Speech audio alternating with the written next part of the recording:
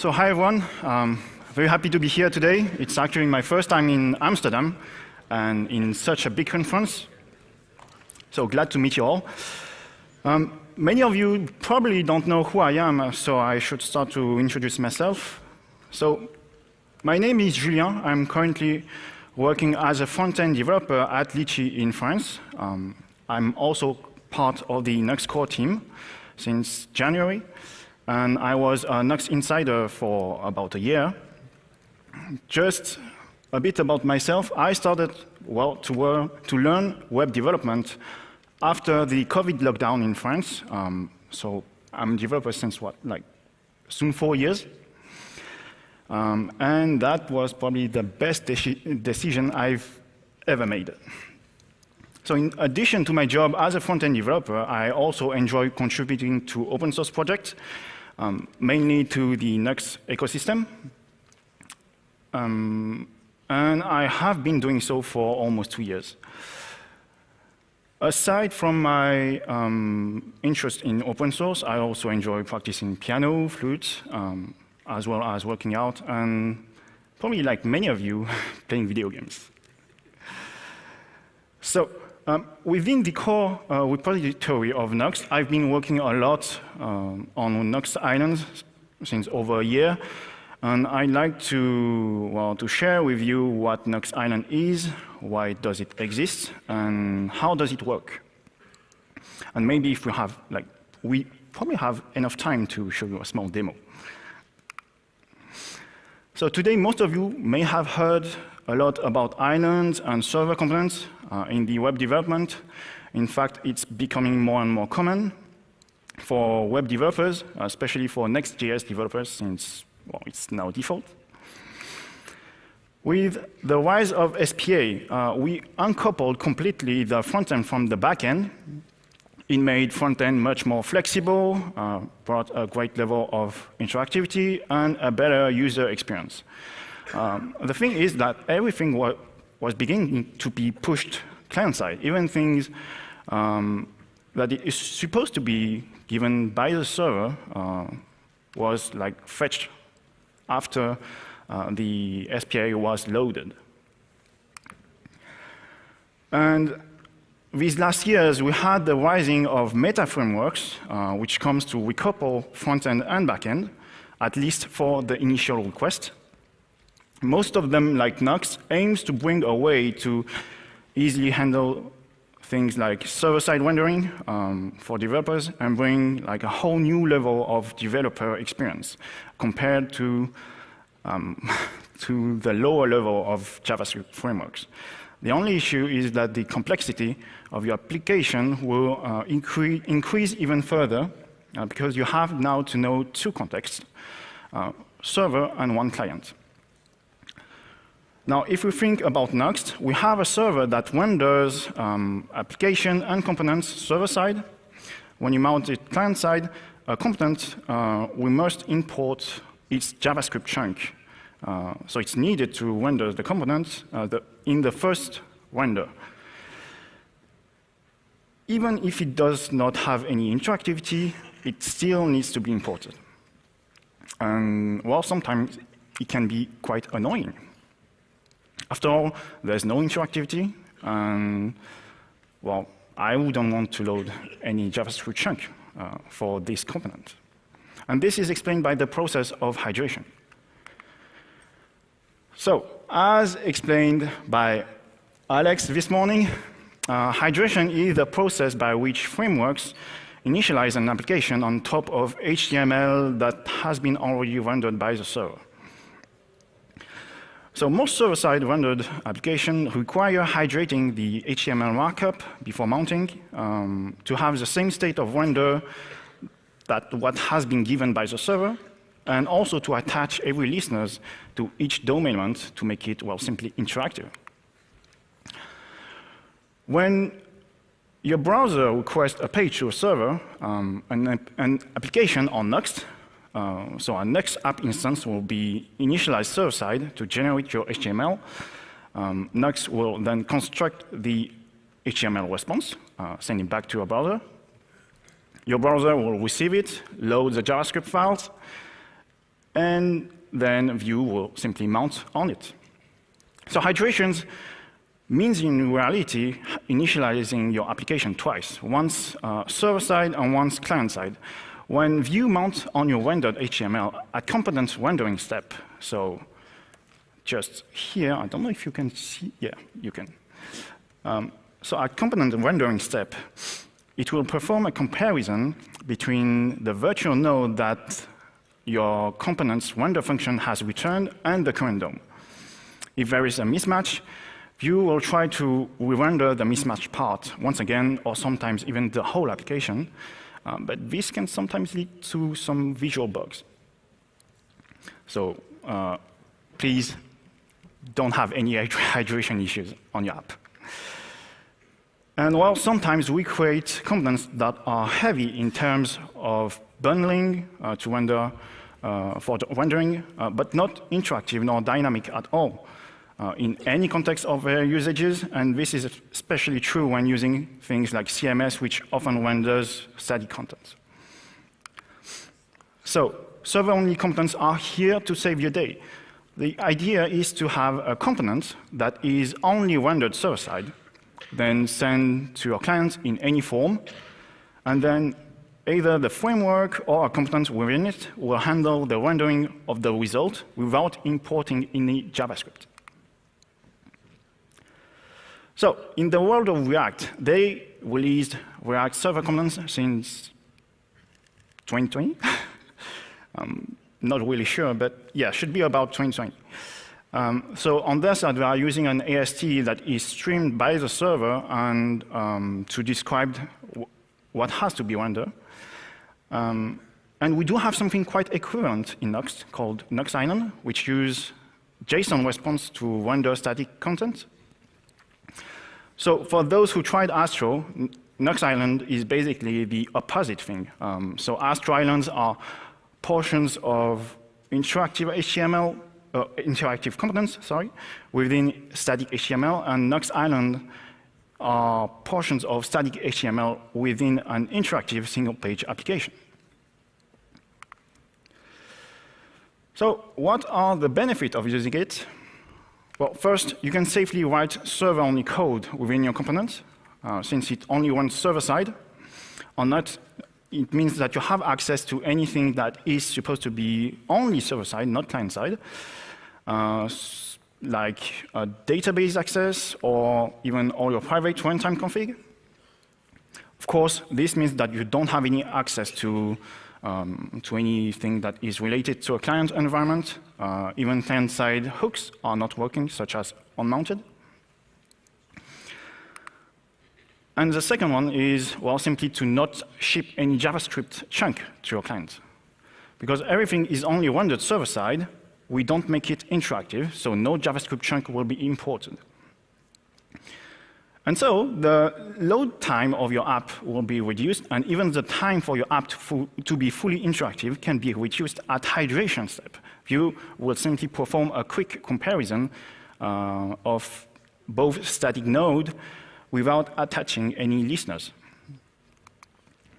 So Nuxt Island does have some specificities or drawbacks. First, some Nuxt Island features such as slots and client components which will be explained a bit later, are only available with SFC because it needs to do some transformation before that is only applied to SFC. And second, an island component is completely isolated from your main Nuxt application instance.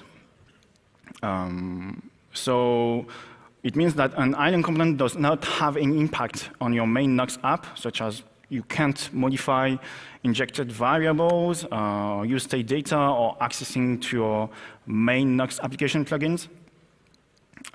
So I'll show you a bit later why. Let's see how to use Nuxt Island. Well, first you have to enable the feature within your Nuxt configuration. You simply have to set experimental.componentIslands to true. And then there's actually two ways of using Island on Nuxt. So first, it's going to be with the Nuxt Island component, and then with server components. Let's start with Nuxt Island. So the Nuxt Island component is a lower level way of using Island. Everything that is within the component/island directory will be registered as Island, or if you are maybe a Nuxt module author, or if you just want to use the Nuxt hooks, you just have to set the Island property to true when you declare your component. And well, let's see how to use it. So I have like a very small repository here with a dev server that is running. Okay.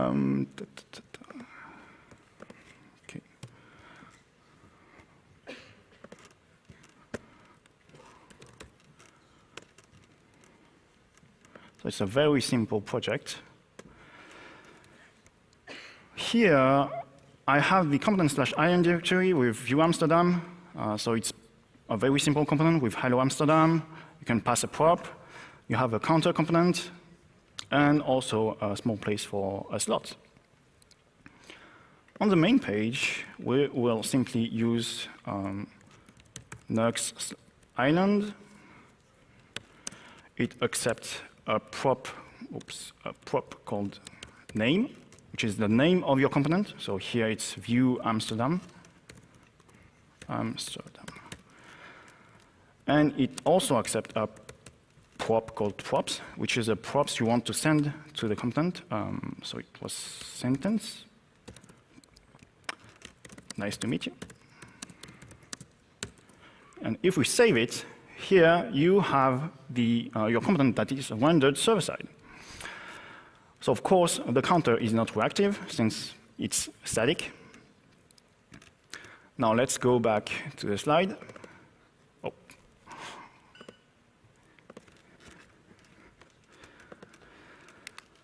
The second way is to use server components. So it's a bit higher level. In reality, it's simply a wrapper around Nuxt Island. So when you have a server component to call it, you simply call it like any normal component, I would say. So the main advantage of server components is that you'll keep all your type inference from TypeScript, such as props or slots, and even data passed from scope slots. So this is something not available on Island. The name field, for example, is not typed. I'm pretty sure we can do it, maybe a bit later in a future patch release. So I would say yet. Now let's go back to the small demo.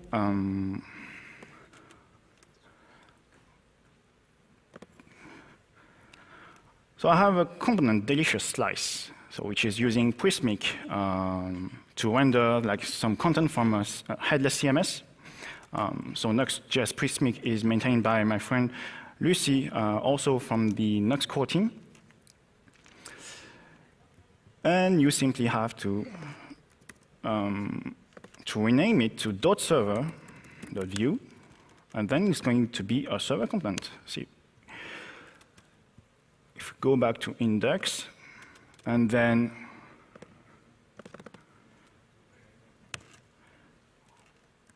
we use delicious slice.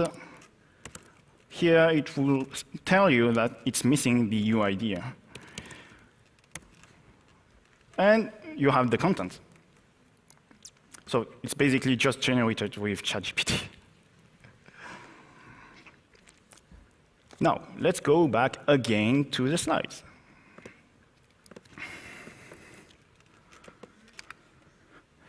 So what really happens when you call an Island component? When you call Nuxt Island, in your main app, Nuxt Island will make a fetch request to your Nuxt server. Server side, your request will go through the Nitro renderer event handler, which is the handler that renders all your Vue applications server side. A new Nuxt instance and Vue API instance will be created, which only renders the component through a component that is within the Nuxt core repository called Island Renderer.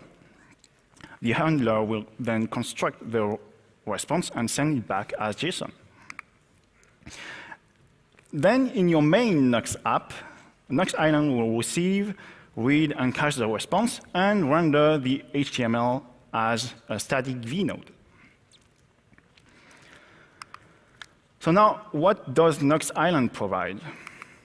Well, first, it has full support for slots and scope slots. And there's even one particularity on slots, is that since your parent component, if it is interactive, the slot is basically like a render function. It means that your slot will be interactive within the Nuxt Island. So you will have interactivity, then inside static HTML, and inside, again, interactivity. I think we have a slot in Vuejs Amsterdam, in the component Vuejs Amsterdam, Nuxt Island. If I pass, the name is Vuejs Amsterdam again.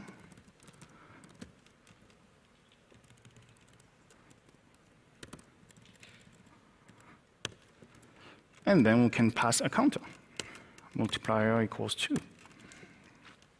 If we go back here, now we have two counters.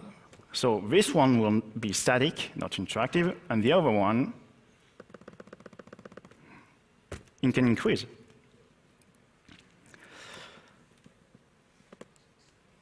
So this is a very basic feature. We also have remote islands, so this is a bit more interesting. It's the ability for your Nuxt Island component to call another server instead of your own. Let's say you have a Nuxt server, a PHP, maybe Spring Boot, I don't know, even a CMS like WordPress. It could return like a Nuxt Island response. So I didn't say, but you have to enable it within your configuration. It's behind another feature flag. So you just have to return a JSON response that satisfies the Nuxt Island response, and we can render it as static.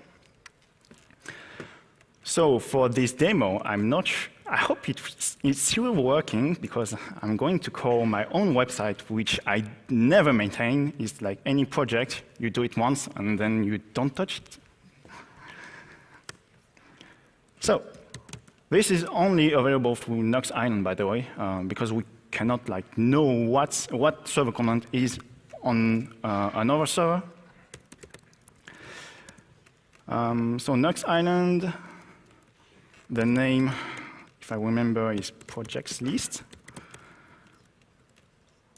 I have to pass a props. So I think it was projects and my projects. And now there's a new prop called source, and it should be HTTPS .dev. I'm not sure if it's going to work. Oh, yeah, it's working. So this is basically returned by my own website, which I don't maintain.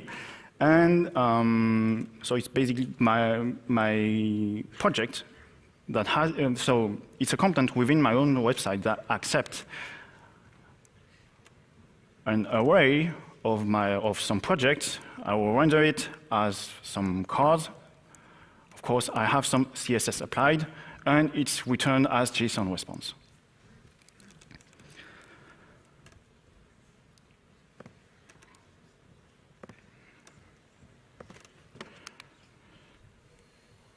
Since 3.8, we have another feature called client components. So it's the ability for you to load declare some components to be loaded client side within a server component. So again, it's just like slots. So you have a block, so your SPA interactive, static HTML, and inside a component that will be imported. So if you remember, we have in Vuejs Amsterdam a component that is called counter. So Vuejs Amsterdam, why do I always do a typo here? Amsterdam. I don't want the source anymore.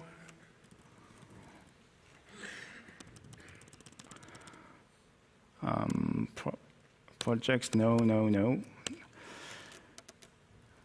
If I save it, so we have the counter that is not interactive. If we go to Vuejs Amsterdam, and if you add the Nuxt client attribute, it will make it interactive. And this can also work for remote island. So you can load JavaScript from a remote server, but I don't recommend you to do it, because you can never trust the JavaScript files from another server.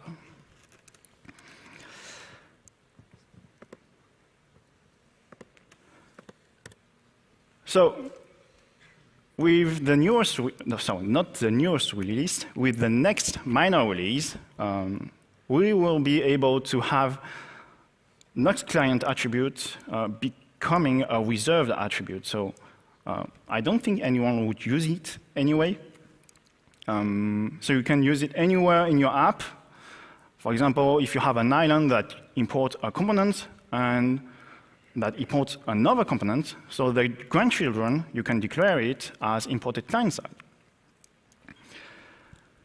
And in 3.11, we will also be able to declare pages as island only, so server only. Luckily, I linked this repository to a local Nuxt repo, which is on the main branch. Let's say I have this island.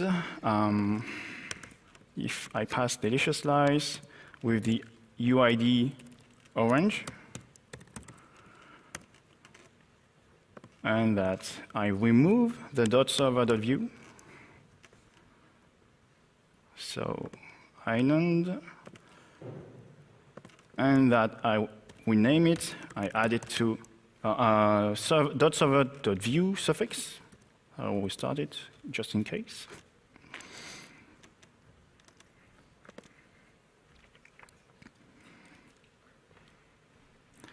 Let's add a link to the new page island, 2 = /island.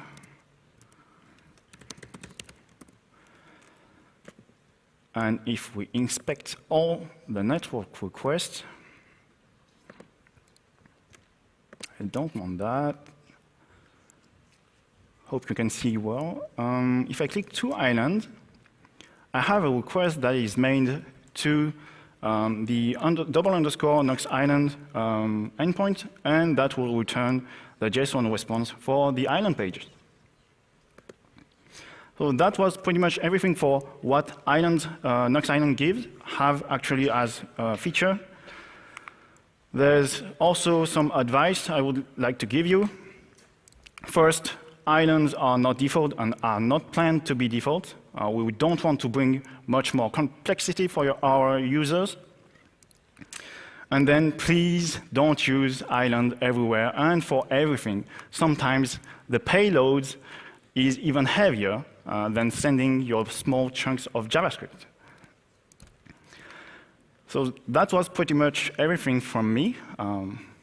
Thank you, everyone. And I've been honored to be here today.